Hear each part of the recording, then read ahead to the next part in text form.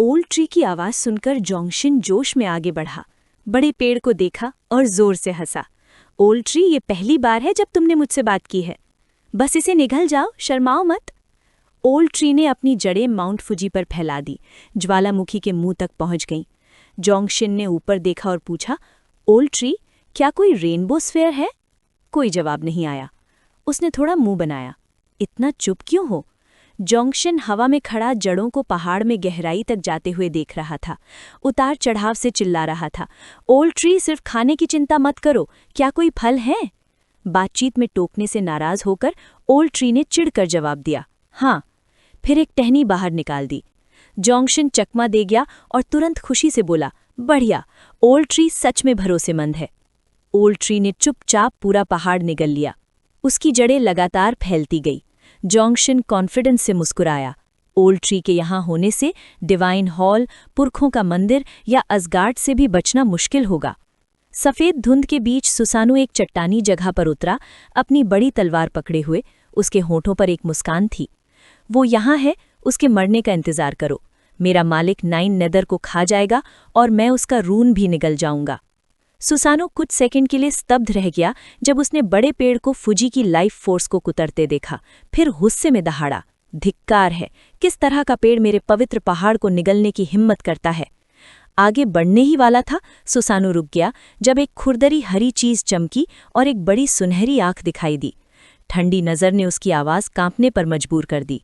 Master, एक गहरी घोड़े जैसी आवाज आई, अगर फुजी गिरा तो चाओ तियान ग्वेन भी खत्म हो जाएगा। तुरंत आसमान हरी पपड़ियों और सुनहरी आंखों से ढक गया।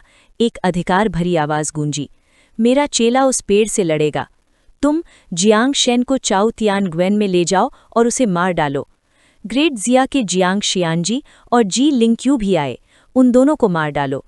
तुम थाप चुएन हो और मेरी ताऊ तलवार चलाते हो, तुम इसे संभाल सकते हो। ये सुनकर सुसानु ने आदर से घुटनों के बल बैठकर कहा, हाँ गुरु। जियांग शियानजी और जी लिंक्यू फुजी पहुंचे और चोटी में जड़ों को उलझा हुआ देखकर हैरान रह गए।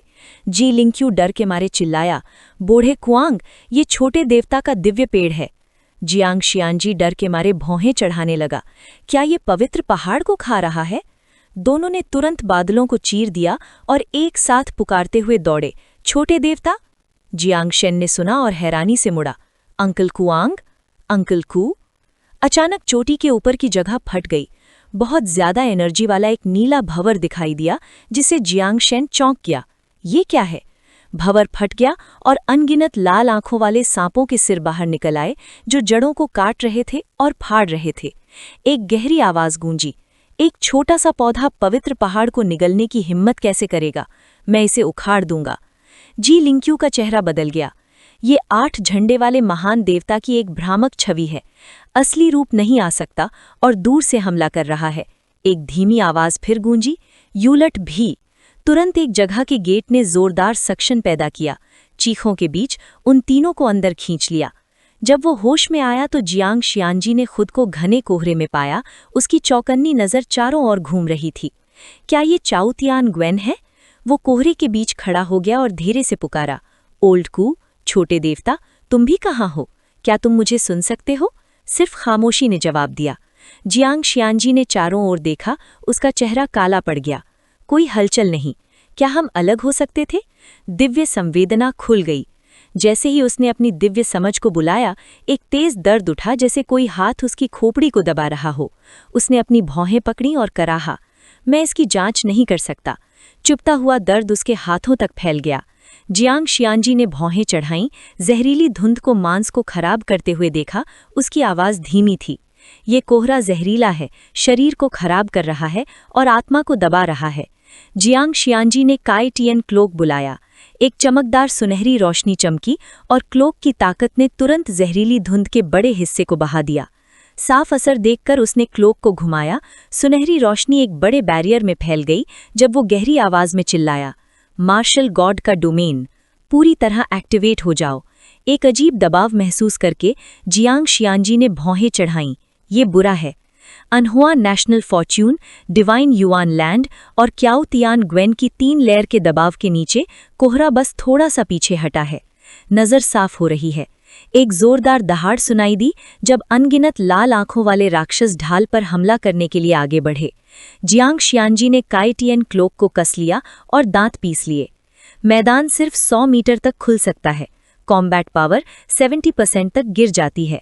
मैं ज्यादा देर तक नहीं रुकूंगा। फोर्स और टाइम लिमिटेड है। जियांग शियानजी ने देर न करते हुए तुरंत अपना रास्ता तय कर लिया। अगर ओल्ड कू और लिटिल डेइटी भी दब गए तो हम मुश्किल में पड़ जाएंगे।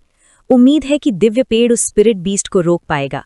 मुझे उन्हें ढूंढना होगा इससे पहले कि बहुत देर हो जाए। उस समय जियांग शेन धुंध में आराम से टहल रहा था, धीरे से खर्राटे भर रहा था। सस्ता जहरीला कोहरा मेरे सामने काम करने की हिम्मत करता है, और वो 8 बैनर वाला बड़ा सांप, एक पुराना स्पिरिट बीस्ट पुराने पेड़ का सामना करता है, और ये मौत की सिर्फ एक तरफा सफर है। जियांग शेन घने कोहरे में बिना किसी खतरे का सामना किए घूमता रहा, सिर्फ परेशान था। भटकाव। आखिर डिवाइन एसेंस स्पिरिट लिक्विड कहाँ है? बिना किसी दिशा के चलते हुए जियांग जियान ने अचानक अपनी ठुड्डी सहलाते हुए सोचा, सही है, जियाओ जिया को खाना पकाने की चीजों की सबसे तेज सूंघने की शक्ति है। शायद वो कोई सुराग ढूंढ लेगा। इस विचार पर काम करते हुए जियांग जियान ने जियाओ जिया को बुलाया। कुछ सेकंड बाद लड़का एक नोटबुक पकड़े हुए दिखाई दिया और ऊपर देखा। क्या तुम मुझे ढूंढ रहे हो? वो मुस्कुराया और जवाब दिया, हाँ, तुम्हारी सूंघने की शक्ति सबसे तेज है। मुझे डिवाइन एसेंस स्पिरिट लिक्विड ढूंढने में मदद करो। जियाओ जिया ने सिर हिलाया और नोटबुक ऊपर उठाई, चमकती आंखों से एक मैथ प्रॉब्लम की ओर इशारा करते हुए। कोई बात नहीं पापा, लेकिन क्या आप पहले ये ट्रिग्नोमेट्री का सवाल हल करने में मेरी मदद कर सकते हैं? मैं 3 दिनों से इस पर अटका हुआ हूँ।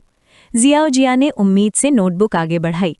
पापा, ये 11वीं क्लास का सवाल आपके लिए आसान होना चाहिए, है ना? जियांग जियान ने सवाल देखा, उसके माथे पर पसीना आ रहा था।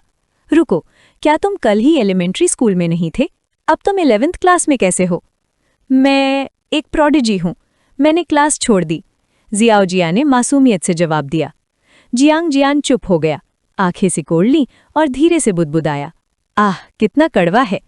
प्रॉब्लम को घूरते हुए जियांग जियान को अंदर मैट्रिक्स जैसे सिंबल के अलावा कुछ नहीं दिखा। मैं खत्म हो गया। ये वो ज्ञान है जिसके लिए मैंने पिछले जन्म में टीचरों को पैसे दिए थे। एक पिता के तौर पर वो अपने बेटे के सामने हार नहीं सकता था। जियांग जियान ने अपना चेहरा सख्ती से बनाया, पसीना बह रहा था। खुद से कहा, शांत हो जाओ, तुम्हें ये नहीं पता, लेकिन ऐसा दिखाओ जैसे तुम्हें पता है। बस पहले सॉल्यूशन लिखो। उसने जल्दी से एक पेन उठाया, बुदबुदाते हुए कुछ रहस्यमय फॉर्मूले लिख दिए। सही ऑरा होना चाहिए, कूल दिखना चाहिए। फिर जोर से चिल्लाया, घमंड से, हो गया। अपने पिता को मिनटों में जवाब पूरा करते देख जियाओ जिया की आंखें चौड़ी हो गईं। डैड, आप कमाल के हैं। जियांग जियान मुस्कुराया, हाथ कमर पर रखे, धीरे से खर्राटे लिए। बिल्कुल, जियाओ जिया ने मासूमियत से कहा, लेकिन मुझे अभी भी समझ नहीं आया कि तुमने इसे कैसे सॉल्व किया। जियांग जियान ने तुरंत नोटबुक स्पेस में रख दी और अपना गला साफ किया। ये हिस्सा थोड़ा मुश्किल है। पहले डिवाइन एसेंस ढूंढो, मैं तुम्हें बाद में सिखाऊंगा। कमांड पर जियाओ जिया ने हाथ हिलाया और एक बड़े आर्मर्ड बीटल को बुलाया। विंड ने गरजते हुए गंभीरता से सिर हिलाया, हाँ पापा। जियांग जियान ने अपनी डिवाइन सेंस को स्काउट करने के लिए भेजा। जियाओ जिया ने इशारा किया, डैड वहाँ। उसने थोड़ा सिर हिलाया, अच्छा, यही सही दिशा है, रास्ता दिखाओ। जियांग जियान ने कहा। जियाओ जिया ने सिर हिलाया और रोशनी की एक किरण में बदल गई और तेजी से भागी। हाँ पापा। जैसे जैसे वे पास आए, तलवारों की टक्कर तेज होती गई। जियांग शियान ने आंखें सिकोड़ी और जानी पहचानी आभा को पहचाना, उसकी अंकल कंपनी। आगे जी लिंक्याओ और सुसानो एक जोरदार लड़ाई में उलझे हुए थे। तलवार की टक्कर हुई और हवा कांप उठी। सुसानो ने अपनी तलवार इतनी तेजी से घुमाई जैसे फल छील रहे हों और मजाक उड़ाया, तुम्हारे जैसा कोई खुद को चैंपियन कहता है, मजाक है। जी लिंक्याओ डर के मारे बचाव करने के लिए जूझने लगा। तुम थापचियन हो? वो ठंडी हंसी हंसा, तुम्हें मारना कुत्ते को काटने जितना आसान है। जैसे ही जी लिंक्याओ गिरने वाला था, सुसानो ने एक फिनिशर, स्वर्गीय पाइन क्लाउड, तलवार चलाई। ब्लेड की ताकत फट गई जिससे वो उड़ गया। उसके मुंह से खून बहने लगा। अपने दुश्मन को अभी भी गिरा हुआ न देखकर सुसानो ने ठंडे दिमाग से पूरी तरह से वार किया। जी लिंक्याओ ने 10,000 तलवारों से जवाब दिया। 2 ताकतें जोर से टकराईं जिससे आसमान हिल गया। फिर भी थापचियन की ताकत के आगे जी लिंक्याओ हार गया। तलवार की आवाज फैल गई। सुसानो घमंड से हंसा, तुम तो बस एक चींटी हो। चट्टान पर फेंके जाने पर जी लिंक्याओ दर्द से खून खांसने लगा। उसके हाथ की तलवार टूट गई, उसका शरीर सुन्न हो गया। धुंधली नजरों से देखते हुए जी लिंक्याओ ने अपनी टूटी हुई तलवार को देखा और कांपते हुए कहा, 2 लंबी तलवार, मेरी। सुसानो आगे बढ़ा, उसके चेहरे पर एक भूतिया मुस्कान थी। उसने तुरंत लैंग थोआई स्लैश छोड़ दिया। थककर जी लिंक्याओ सिर्फ अपना हाथ उठाकर अपना सिर ढक सका, जैसे दर्द की चीख हवा में गूंज रही हो।